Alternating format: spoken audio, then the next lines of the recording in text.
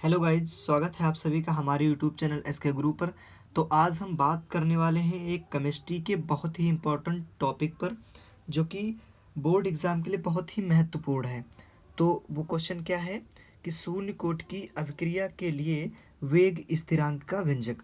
तो इस पर थोड़ी चर्चा कर लेते हैं कि शून्य कोट की अभिक्रिया किसे कहते हैं।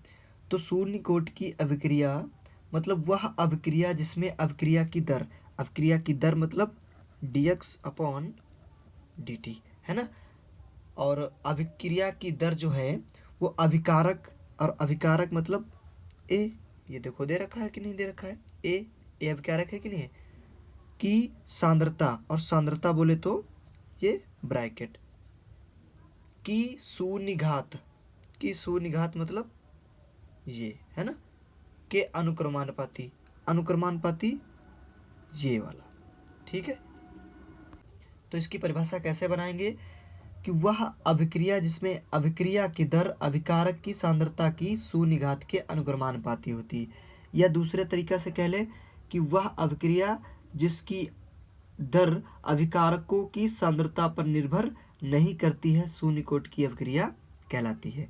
ठीक है, तो अब हम इसके व्यंजक की बात कर लेते हैं जो कि हमें डिराइव करना है। तो पहले लिख लेते हैं कि dx/dt और अनुक्रमानुपाती a⁻0। ठीक है, अब यहाँ पे जो ये अनुक्रमानुपाती का चिन्ह लगा है, इसको जब हटाएंगे तो कोई ना कोई एक कांस्टेंट लाएंगे। ठीक है, तो dx/dt इक्वल टू, तो यहाँ पर कांस्टेंट क्या लाएंगे, कांस्टेंट लाएंगे k, है ना, कांस्टेंट क्या लाएंगे k, है ना। उसके बाद ब्रैकेट में अपना a है और ये 0 है। और जब कभी भी किसी की घात 0 होती है ना, किसी की घात 0 होती है तो उसका आंसर 1 आता है। ठीक है, तो यहाँ पे हम क्या रखेंगे, 1 रखेंगे। तो dx/dt इक्वल टू k, और यहाँ पे 1 आ जाएगा तो मल्टीप्लाई करेंगे तो k ही आएगा। ठीक है, अब क्या करेंगे कि dx इधर रखेंगे और जो dt है उसको इस तरफ ट्रांसफ़र कर देंगे। ठीक है, अब क्या लिखेंगे, अब लिखेंगे कि दोनों पक्षों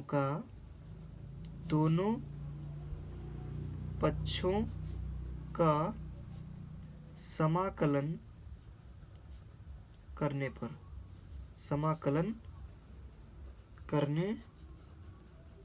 ठीक है, अब समाकलन का ये निशान होता है कि dx equal to k constant है तो इसको बाहर रखेंगे, यहाँ पे dt है ना। अब देखो समाकलन करते कैसे हैं, मैथ वालों के लिए कोई दिक्कत नहीं हो रही होगी, लेकिन जो केमिस्ट्री यानी जो बायो वाले हैं उनके लिए थोड़ी दिक्कत हो रही होगी, लेकिन कोई दिक्कत नहीं होगी। यहाँ पे याद रखना, कभी भी जैसे कि 1 लिखा है और इसको dt हम करेंगे इंटीग्रेट। ठीक है, तो यहाँ पे जहाँ पे 1 होता है ना, वहाँ पे इसके जो यहाँ पे d के साथ होता है ना, वही अपना निकल आता है। ठीक है, जैसे कि यहाँ पे अगर m हो तो m निकल आएगा, n हो तो n निकल आएगा, है ना, dn हो तो यहाँ पे n निकल आएगा। समाकलन कर लेते हैं, तो यहाँ पे है d के साथ x, तो यहाँ पे निकलेगा x, और यहाँ पे है k, और यहाँ पे t है तो यहाँ पे निकलेगा t, लेकिन यहाँ पे प्लस c भी आएगा। ये जो समाकलन नियतांक होता है। ठीक है, अब देखो क्या करेंगे, अब यहाँ पे मान लेंगे, है ना, यदि t बराबर 0, यानी जब समय 0 हो जाएगा तो ये जो x होगा वो भी 0 हो जाएगा, तो इसमें रख देंगे हम, है ना। ठीक है, तो इसको समीकरण ये जो हमारी पहले वाली थी इसको समीकरण 1 मान लेते हैं और इसको समीकरण 2 मान लेते हैं, थोड़ा आसान हो जाएगा। ठीक है, अब जो ये t 0 है और x 0 है, इसका समीकरण नंबर 2 में रख देंगे।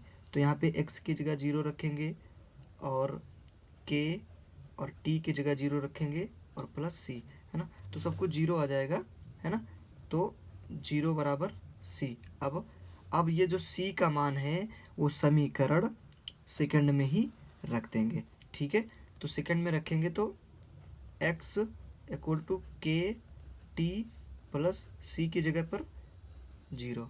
ठीक है, c की जगह पर 0, तो क्या हो जाएगा, x इक्वल टू के टी इतना हो जाएगा। अब देखो, अब क्या करेंगे कि के को इधर रखेंगे और टी को यहाँ पे ले आएंगे। ठीक है, तो यहाँ पे हो जाएगा के। ठीक है, यही हमारा व्यंजक होता है। ठीक है।